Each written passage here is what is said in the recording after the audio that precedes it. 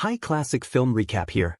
Follow Zoe Carter, a lethal assassin with a haunted past, as she navigates a web of betrayal, family ties, and relentless combat in this pulse-pounding thriller. Zoe, disguised as a charming rideshare driver named Lily, picks up a shady businessman, Mr. Grayson. As they drive, a mysterious motorcyclist, later revealed as Clara, tails them, her earpiece crackling with intercepted chatter. Zoe makes flirty small talk, calling herself Lily. Grayson, smitten, suggests they drop pretenses. She teases about pulling over for a kiss, and he's all in. They park in an abandoned lot. As he offers her a drink, she declines with a sly smile, mentioning he looks better than his dossier photos. This throws Grayson off. She shouldn't know his face. Before he can react, Zoe's tone shifts. She pulls a silenced pistol. "What did you do to earn a visit from me?" Panicked, Grayson fumbles for his phone. Zoe shoots it out of his hand with pinpoint precision. "No begging," she warns. He tries to bribe her, but she's cold, distant, and bored. When he lunges, Zoe drops him with a clean headshot. Clara, listening via a bug, speeds off. Zoe calls her handler, Marcus, targets down. He senses her detachment, but she brushes it off, already prepping for her next hit in Boston.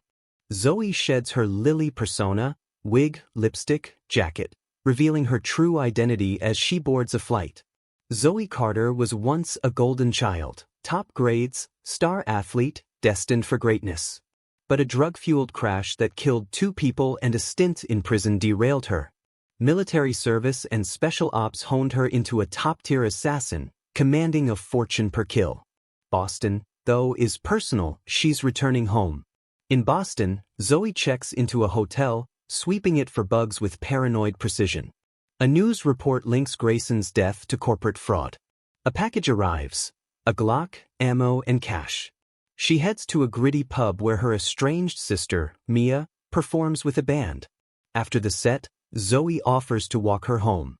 The air crackles with tension. Mia accuses Zoe of vanishing for 8 years, preferring her addict days to this cold stranger.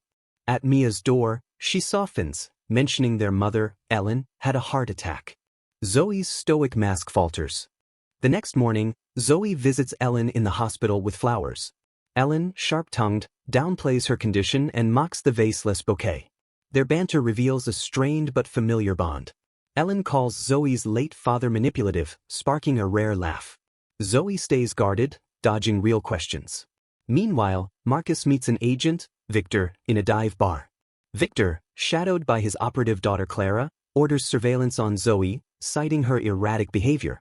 Marcus defends her as their best. Zoe's next mission takes her to Dubai. Posing as Lady Amelia, daughter of a general's friend, she charms a corrupt official, General Khalid.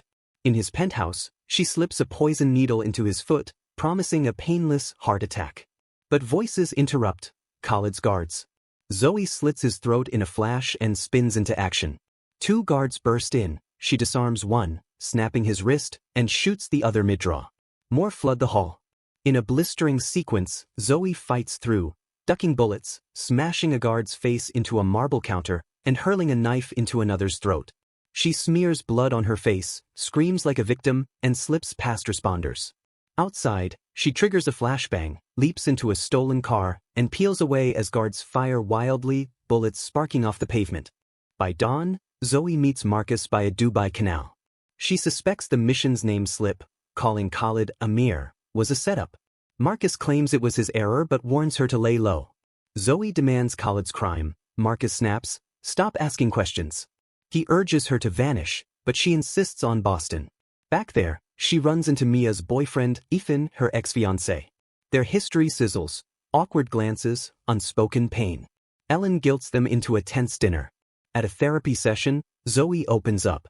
She caught her father cheating as a teen and begged him to confess. Instead, he framed her as a blackmailer, exploiting her addiction. Her mother believed him, shattering Zoe. She fled to the military, returning only after his death.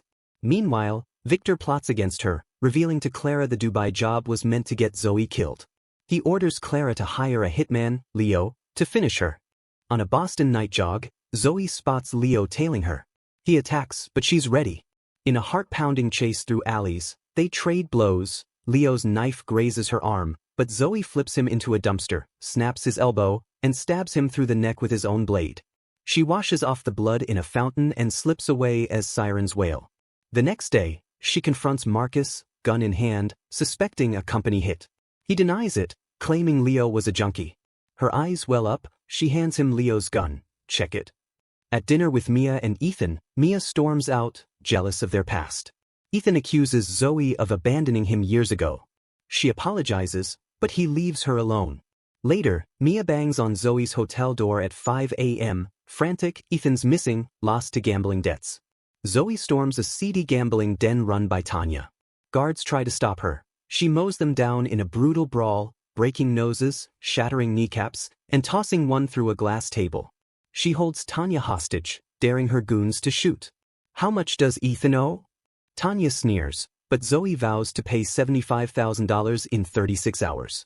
She drags Ethan out, who questions her skills. Martial arts from rehab, she lies. He calls her Sparks, their old nickname.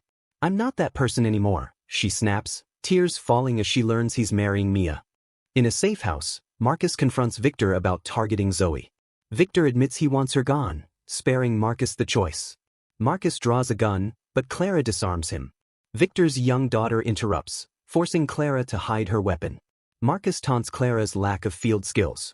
When she aims again, he disarms her in a flash. Victor attacks Marcus and guards pile in.